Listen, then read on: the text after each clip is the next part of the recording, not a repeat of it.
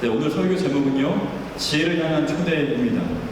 참 좋으신 주님의 사랑과 평화가 오늘 이곳 예배자리 가운데 나온 여러분의 삶 가운데 가득하기를 소망합니다. 오늘은 목사님이 안 계셔서 저 혼자 조금 하느라 좀 버벅거릴 수 있는데요. 좀 너그러운 마음으로 이해해 주시면 감사하겠습니다. 언제나 그렇듯 시간은 참 성실한 것 같습니다. 새해를 맞이한 지 얼마 되지 않은 것 같은데 벌써 저희는 8월 중순의 문턱에 서 있습니다. 이러다 훌쩍 크리스마스가 오는 건 아닌지 의심이 될 정도입니다.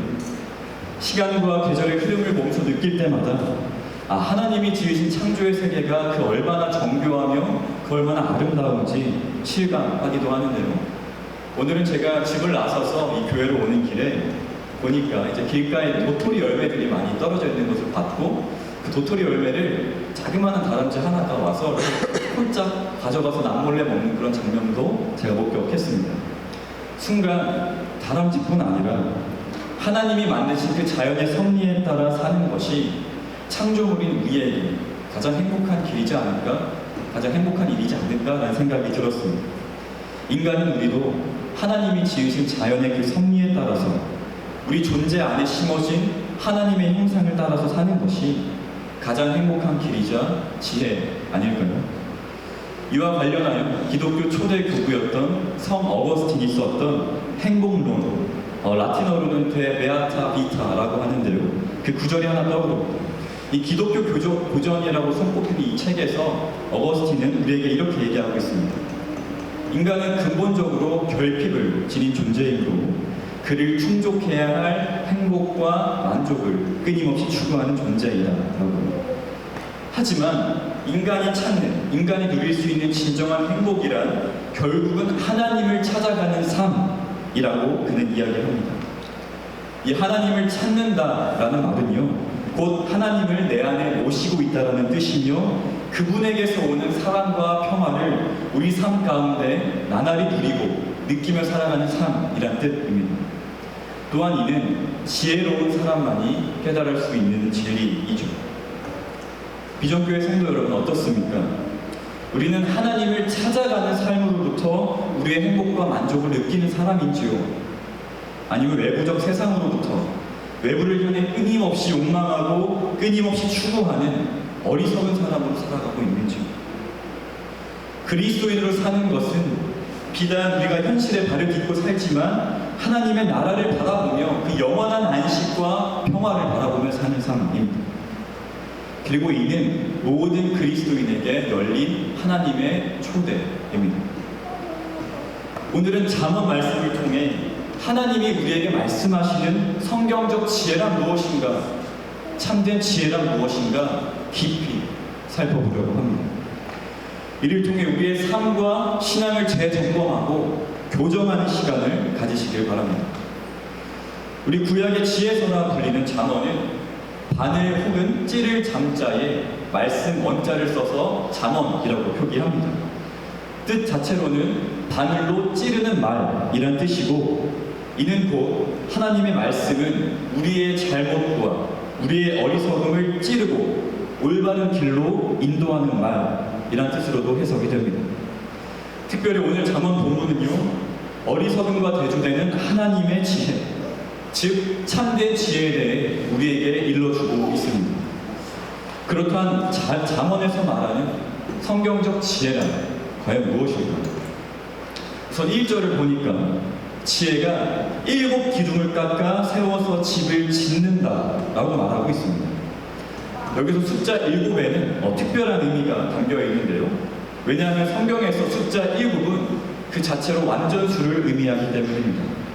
우리 삼위일체 하나님을 의미하는 숫자 3에서 세상의 동서남북 4, 이 3과 4를 더하면 7이 되고 3과 4를 곱하면 12가 됩니다. 그런 까닭세 성경에서 숫자 7과 12는 완전수라는 의미로 자주 통용되곤 하는데요. 우리 예수님의 12제자를 보더라도 그렇고, 우리 요한계시록에서 사도 요한이 전 세계에 있는 7교회에게 보내는 편지들이 있습니다. 그것이 문자 그 자체로 숫자 7이 중요한 것이 아니라 숫자 7, 12가 성경 안에서 완전수를 의미하기 때문에 7과 12를 내포하는 말은 단순히 7과 12에 해당하는 사람들뿐만 아니라 우리 모든 사람들에게 해당하는 주님의 말씀이란 뜻입니다. 자, 그렇다면 성경에서 잠언에서 말하는 지혜는 7기둥으로 지어진 집입니다. 이로 지혜가 7기둥으로 지어진 집이란 뜻은 하나님의 지혜는 그 자체로 흠이 없고 완벽하다는 뜻으로 이해할 수 있습니다. 그러나 여기서 한 가지 의문이 듭니다. 우리는 평소에도 지혜라는 단어를 굉장히 많이 사용합니다. 당신은 굉장히 지혜로운 사람입니다. 우리 지혜로운 아이로 성장해 갑시다. 이런 얘기를 많이 하죠. 그러나 이렇게 사용될 때 지혜는 어떤 성경적 의미에서 지혜라기보다는 주로 세속적 의미에서 지혜라는 의미로 통용될 때가 많습니다. 그렇기 때문에 잠언은 하나님의 지혜와 대비되는 세상의 지혜, 그 사이에 질적인 차이가 있음을 우리에게 가르쳐 주고 있는 것입니다. 우리 잠언 9장에 나오는 지혜라는 단어를요, 제가 히브리어 원어 성경으로 찾아보니까 호크마라고 합니다. 지혜라는 단어가 히브리어 원어로 호크마라고 합니다. 이 호크마는 유대 사회에서 단순히 도덕적 교훈과 훈계만 뜻하는 것이 아니라 본질상 하나님의 성품을 의미하는 단어였습니다. 그러니까 우리가 사용하는 지혜 가운데 하나님의 성품이라는 의미가 담겨있지 않다면 그것은 성경적 의미에서 참된 지혜라고 말할 수 없는 것이죠. 이를 토대로 성경에서 말하는 지혜가 단순한 세상의 지혜 혹은 도덕적 탁월함을 넘어서는 의미임을 우리는 알 수 있습니다. 여러분, 오늘 요즘 사회를 보면요, 이러저러한 지혜론들이 굉장히 많습니다. 지혜에 관해서 말하는 수많은 말들이 있습니다. 그들은 심리적 혹은 철학적 교훈을 빙자하여서 이렇게 사는 것이 지혜롭다, 아니 저렇게 사는 것이 지혜롭다, 시끌벅적하게 떠들어댑니다. 하지만 성경의 잠언이 말하는 그리스도인이 반드시 알아야 하는 지혜는 무엇입니까? 그것은 바로 하나님의 성품을 올바로 아는 지혜요, 하나님의 성품대로 따라 살아가는 것입니다. 하나님의 성품이 없는 지혜는 그야말로 가짜 지혜인 셈이죠. 성도 여러분, 이 찰나와도 같은 이 세상 가운데 가짜 지혜에 속지 않고 하나님의 지혜, 참된 지혜를 바로 알아 하나님의 성품을 따라 살아가는 여러분이 되시기를 소망합니다. 그 다음 구절들을 보면 지혜는 7기둥이 떠받치는 완전한 집임과 동시에 잘 차려진 잔치상이라고 나옵니다. 우리 성경에서 잔치상은요, 종종 하나님의 나라를 뜻하는 비유로 사용됩니다. 그렇다면 성경적 지혜는 하나님의 성품인가 동시에 하나님의 나라를 의미하는 것입니다. 마치 동전의 양쪽 면을 동전 하나가 동시에 지니고 있는 것 같은 이치입니다. 우리 잔치상으로서 지혜는 우리에게 하나님의 나라를 꿈꾸며 영원한 안식을 바라기를 간곡히 초청하고 있습니다. 우리 4절에서 6절의 말씀을 제가 다시 봉독하겠습니다. 어리석은 자는 이리로 돌이키라. 또 지혜 없는 자에게 이르기를 너는 와서 내 식물, 여기서 식물은 곡식을 의미합니다. 내 곡식을 먹고 내 혼합한 포도주를 마시고 어리석음을 버리며 생명을 얻으라.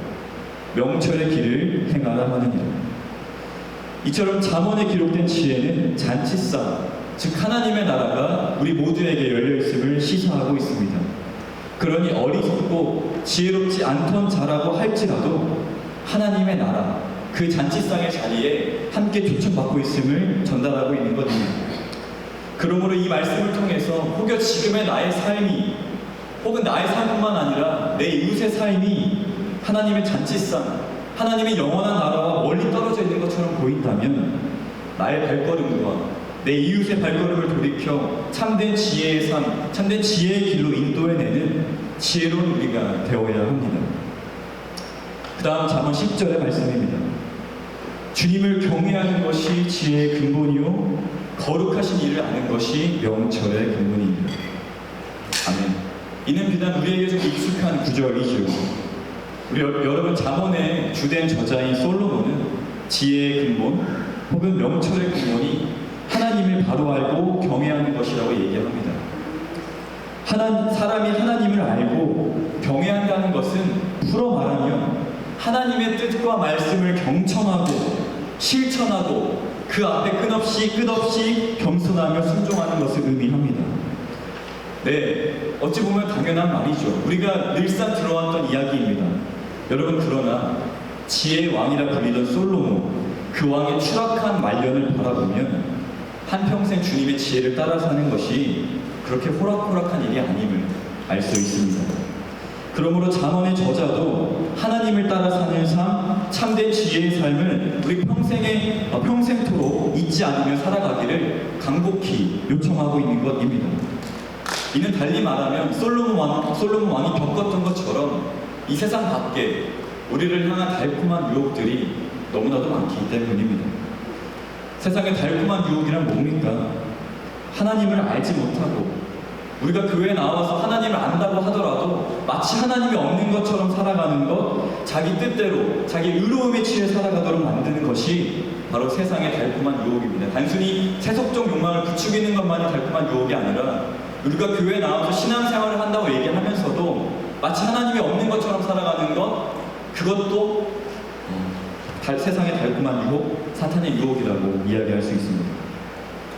오늘 잠언 9장을 제가 다 봉독하진 않았습니다만 마지막 18절을 보면 하나님의 지혜를 외면한 어리석은 사람은 죽음의 그늘이 바로 그곳에 드리워져 있다는 것을 알지 못하고 수호, 지옥의 깊은 곳에 가 있다는 것을 알지 못한다는 아주 무섭고 두려운 말씀을 남기고 있습니다.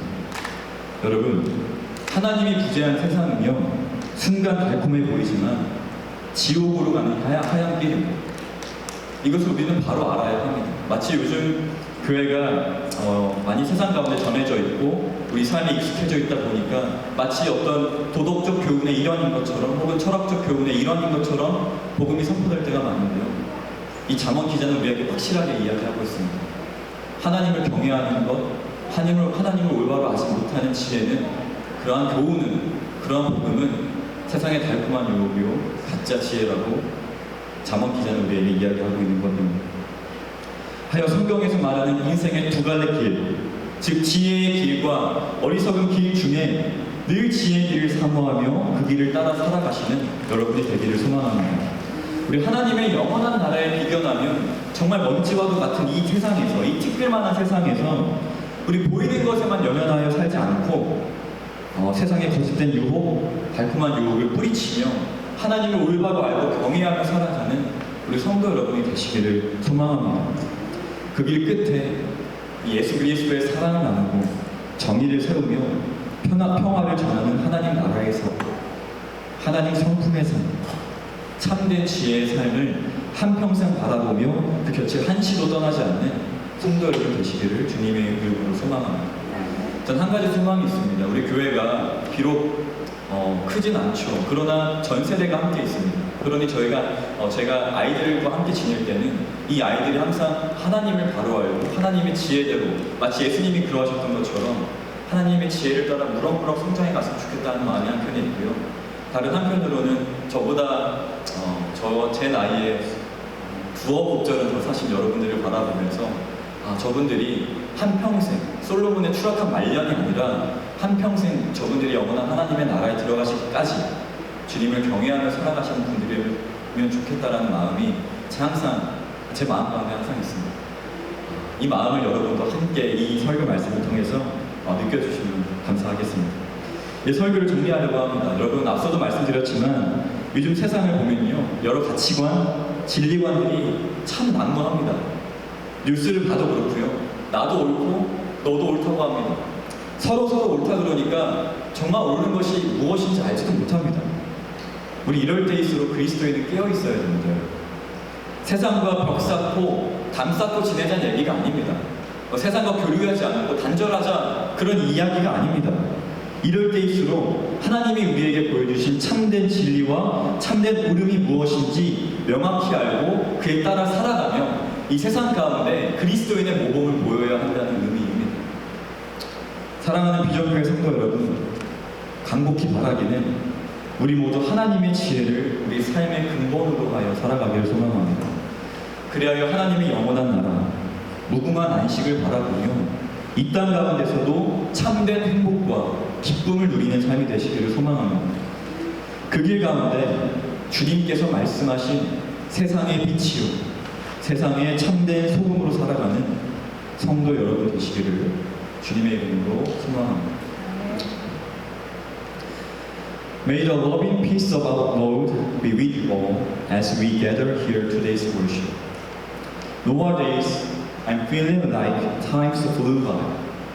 It feels like just yesterday we welcomed the Happy New Year, and yet here we are in mid-August.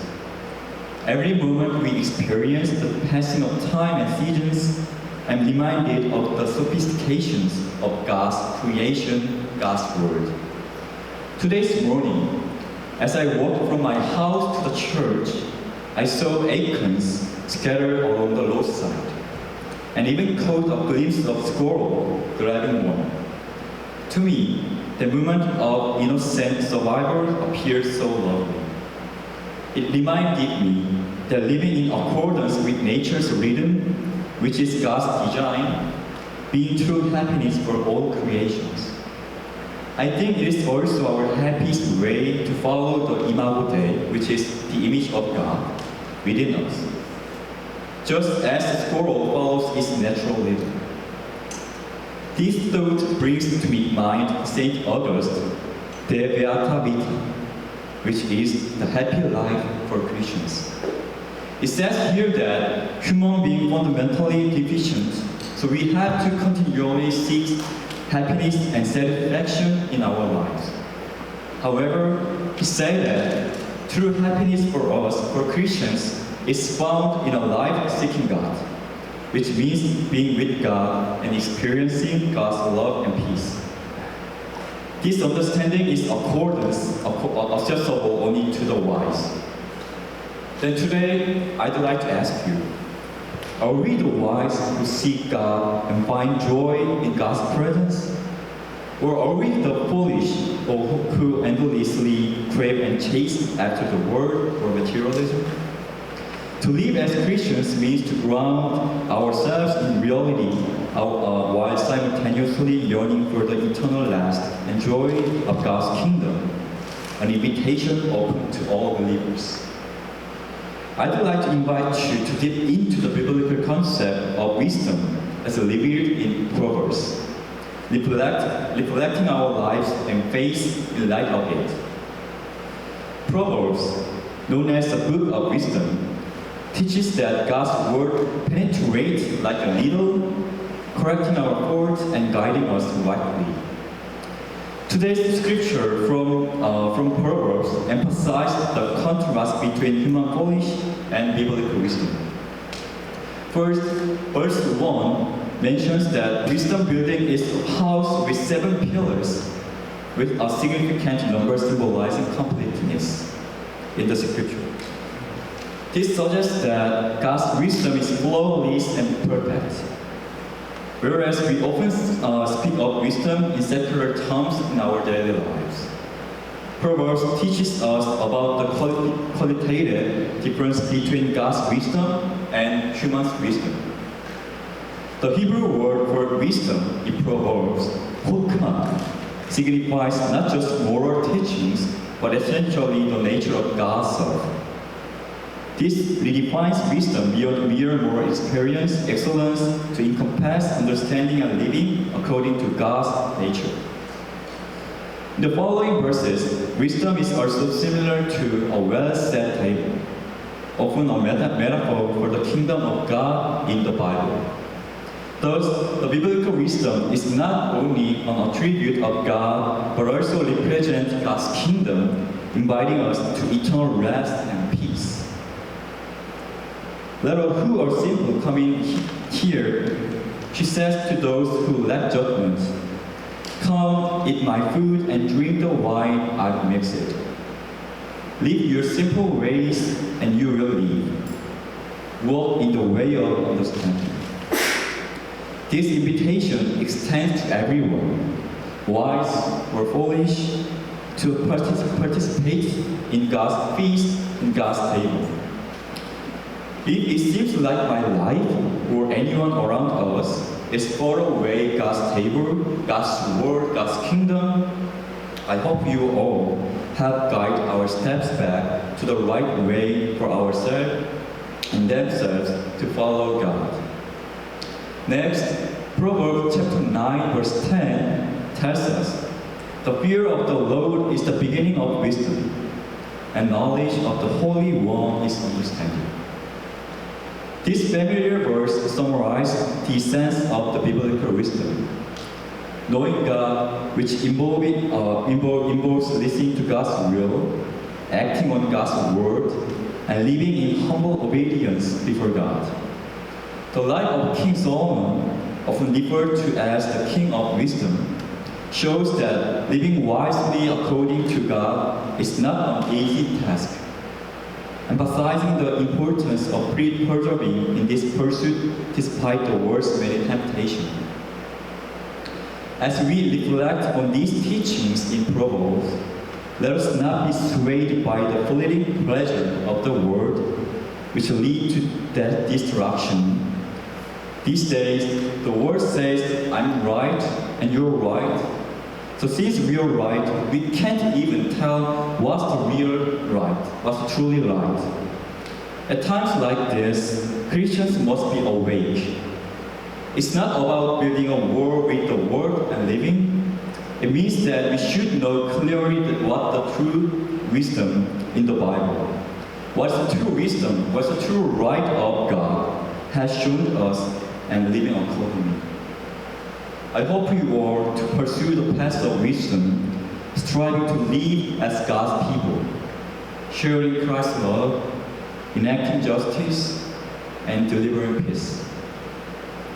As we wrap up today's sermon, we remember that the world today is full of competing wisdoms and truths. It's essential now more than ever that as Christians we stay vigilant and live out the true wisdom, righteousness shown to by God. Dear Vision Church congregation, hope for us all is that we live by God's wisdom, looking forward to God's eternal life, eternal word, and experiencing true happiness, enjoy right here and now.